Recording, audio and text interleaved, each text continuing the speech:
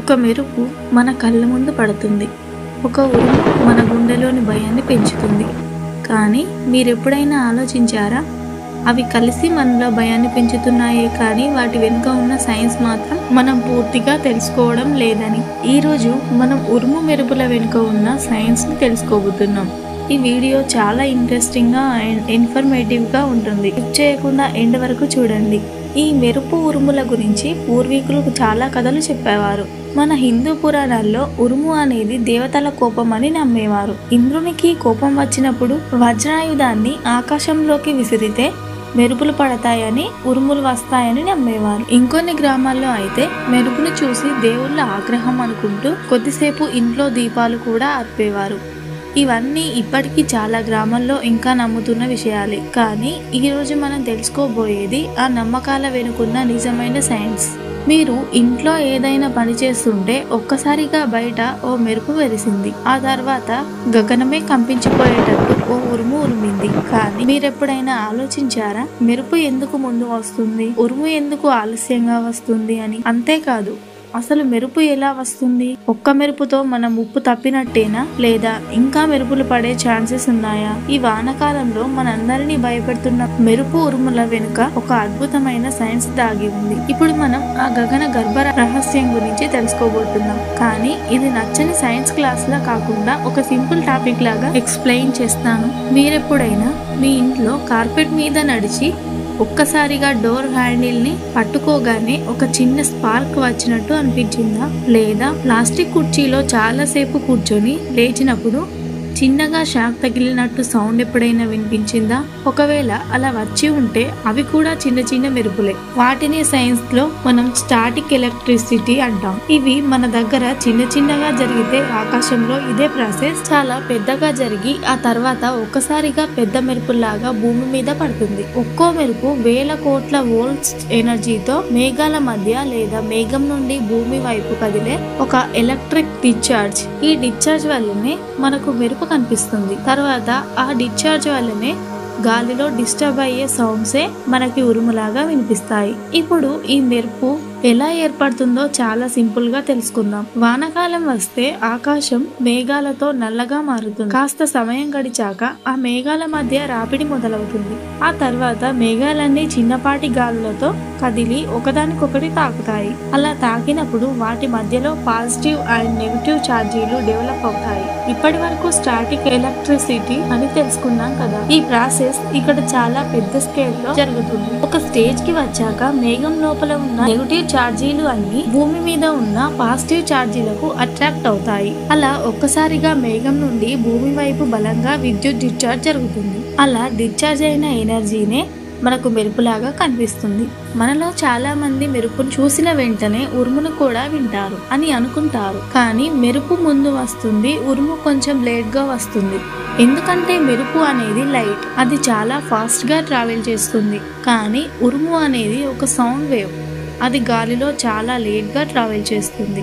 Light the speed అనేది second కి 3 లక్షల కిలోమీటర్లు, కానీ సౌండ్ స్పీడ్ సెకండ్ కి సుమారు 343 కిలోమీటర్లు మాత్రమే. అందుకే మెరుపు పడిన వెంటనే కాస్త టైం తీసుకొని ఉరుము మనకి వినిపిస్తుంది. ఇప్పుడు మనం పిడుగు ఎంత దూరంలో పడిందో తెలుసుకోవడానికి ఒక చిన్న ట్రిక్ తెలుసుకుందాం. మీరు మెరుపును చూసిన వెంటనే 1, 2, 3 అని కౌంట్ చేయడం స్టార్ట్ చేయండి. ఉరుము వినే వరకు మీరు ఎన్ని సెకండ్లు కౌంట్ చేశారో గుర్తుంచుకోండి. ఒకవేళ మీరు 3 సెకండ్లు కౌంట్ చేశారు అనుకోండి, ఒక్కో సెకండ్ ఈక్వల్ టు సుమారు 343 మీటర్లు అనుకుంటే 3 × 343 ఈక్వల్ టు 1000 మీటర్ల దూరం.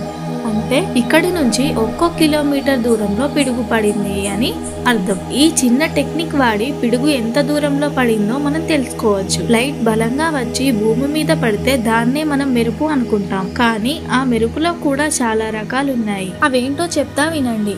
నెంబర్ 1, మేఘం నుండి భూమి మీదికి వచ్చే మెరుపు. దీన్నే సైన్స్ లో క్లౌడ్ టు గ్రౌండ్ లైట్నింగ్ అంటారు. మనకు సాధారణంగా బయట కనిపించే మెరుపు ఇదే. ఆకాశంలో మేఘాల్లో ఛార్జ్ ఫిల్ అవుతుంది. ఒక టైం వచ్చాక అది భూమి వైపు డిశ్చార్జ్ అవుతుంది. ఈ మెరుపే చాలా మందికి భయం పుట్టించేది. నెంబర్ 2, ఒకే మేఘం లోపల జరిగే డిశ్చార్జ్.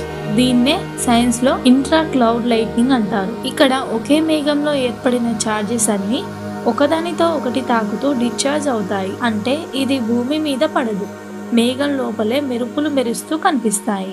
ఇది మనం భూమి మీద నుండి చూసినప్పుడు మేఘం లోపలే వెలుగులు మెరిసినట్లుగా కనిపిస్తుంది. నెంబర్ 3, ఒక మేఘం నుండి ఇంకో మేఘం వైపు కదిలే మెరుపు. దీన్ని మనం సైన్స్ లో క్లౌడ్ టు క్లౌడ్ లైట్నింగ్ అంటాం. ఇది చాలా ఆసక్తికరమైన లైట్. ఈ టైప్ లో ఒక మేఘంలోని ఛార్జ్లు అన్ని దగ్గరలో ఉన్న ఇంకొక మేఘంలోని ఛార్జెస్ కి డిశ్చార్జ్ అవుతాయి. ఈ టైప్ ఆఫ్ లైట్నింగ్ లో మనకి ఆకాశంలో ఒక మేఘం నుండి మరొక మేఘంకి లైట్ పాస్ అయినట్టుగా కనిపిస్తుంది. నెంబర్ 4, భూమి నుంచి మేఘాల వైపు వెళ్లే మెరుపు. దీన్నే సైన్స్ లో గ్రౌండ్ టు క్లౌడ్ లైట్నింగ్ అంటాం. ఇది చాలా అరుదుగా కనిపించే మెరుపు. భూమి మీద ఉన్న కొన్ని ఆబ్జెక్ట్స్ అంటే పెద్ద పెద్ద టవర్స్, బిల్డింగ్స్, చెట్లు, వీటిలో ఉన్న పాజిటివ్ ఛార్జీలు మేఘాల్లో ఉన్న నెగటివ్ ఛార్జీల వైపు అట్రాక్ట్ అవుతాయి. అప్పుడు మెరుపు భూమి నుంచి మొదలై ఆకాశం వైపు వెళ్ళినట్టుగా కనిపిస్తుంది. కానీ ఇది చాలా రేర్ గా మాత్రమే జరుగుతుంది. ఈ మెరుపు పట్ల మనకి చాలా అపోహాలు, నిజాలు ఉన్నాయి. అపోహాలు ఏంటి, నిజాలు ఏంటి, ఒక్కొక్కటిగా తెలుసుకుందాం. నెంబర్ 1, వర్షం పడుతున్నప్పుడు చెట్టు కింద నిల్చుంటే సురక్షితమని నమ్ముతారు. కానీ ఇది నిజం కాదు.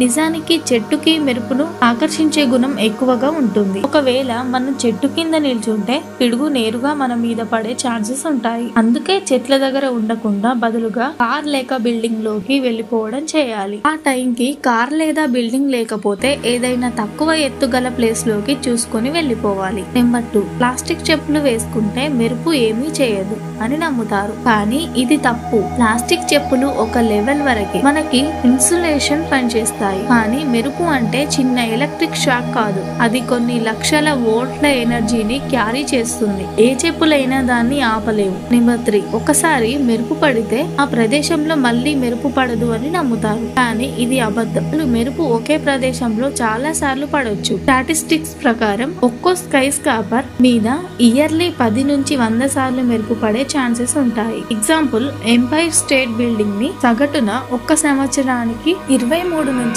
25 సార్లు వరకు మెరుపు తాకుతుంది. నెంబర్ 4, పిల్లలు పుట్టేటప్పుడు తల కాకుండా ముందుగా కాళ్ళు బయటికి వస్తే వాళ్ళ మీద పిడుగు పడుతుంది అని అంటారు. ఇది పూర్తిగా ఒక సాంప్రదాయ విశ్వాసం మాత్రమే. సైంటిఫిక్ గా చూస్తే మెరుపు ఎలా పడుతుంది అనేది మన పుట్టుకకి తల కాళ్ళకి ఏ సంబంధం లేదు. అది శరీర నిర్మాణంపై ఆధారపడి ఉండదు. నెంబర్ 5, ఇప్పుడు మనం ఇంట్రెస్టింగ్ ఫ్యాక్ట్ గురించి తెలుసుకుందాం. ఎవరి మీద అయినా ఒక్కసారి పిడుగు పడితే చనిపోవడం ఖాయమని మనం చాలా మంది అనుకుంటాం.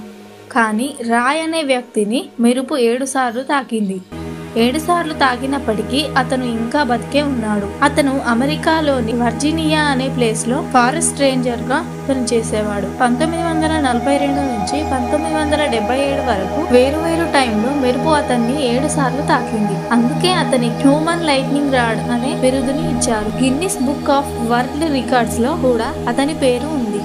ఇప్పటి వరకు మనం మెరుపు అంటే భయమే అనుకునేవాళ్ళం. కానీ నిజానికి మెరుపు వల్ల చాలా ఉపయోగాలు కూడా ఉన్నాయి. మెరుపు పడడం వల్ల పంటలకి చాలా లాభాలు ఉన్నాయి. పిడుగు పడే సమయంలో వాతావరణంలో ఉన్న నైట్రోజన్ గ్యాస్ మెరుపుల వల్ల ఏర్పడే వేడి వలన నైట్రోజన్ ఆక్సైడ్ గా మారుతుంది. అలా మారిన నైట్రోజన్ ఆక్సైడ్ వర్షంతో కలిసి నేలలోకి చేరుతుంది. ఈ విధంగా అవి మొక్కలకి సహాయపడే నాచురల్ ఫర్టిలైజర్ లాగా పనిచేస్తాయి. అందుకే రైతులు మెరుపుతో వచ్చే వాన పంటలకి మంచిదని నమ్ముతారు. మెరుపు వాతావరణాన్ని కూడా శుద్ధి చేస్తుంది. మెరుపు వల్ల ఓజోన్ గ్యాస్ ఏర్పడుతుంది. ఓజోన్ పొర మన వాతావరణాన్ని శుద్ధి చేయడమే కాకుండా భూమిని హానికరమైన యువరేస్ నుంచి కూడా కాపాడుతుంది. ఇలా చూస్తే మనం భయపడే మెరుపే ప్రకృతి మనకి పంపించే సహాయం కూడా. ఈ వీడియో మీకు నచ్చినట్టయితే సబ్స్క్రైబ్ చేసుకోండి. ఈ సపోర్ట్ తోనే ఇంకా ఇలాంటి మంచి విషయాలు తీసుకొని రావచ్చు. మరొక అద్భుతంతో మళ్ళీ కలుద్దాం.